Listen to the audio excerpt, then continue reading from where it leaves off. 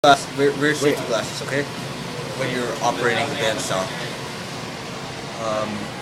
So just press the green button to turn it on. The blade goes really fast. So the blade just push the piece of wood that you're cutting, just push it right through. If your cut is really close to the edge, sometimes just use the push stick just to push it through for stabilization. That's how to use a bandsaw.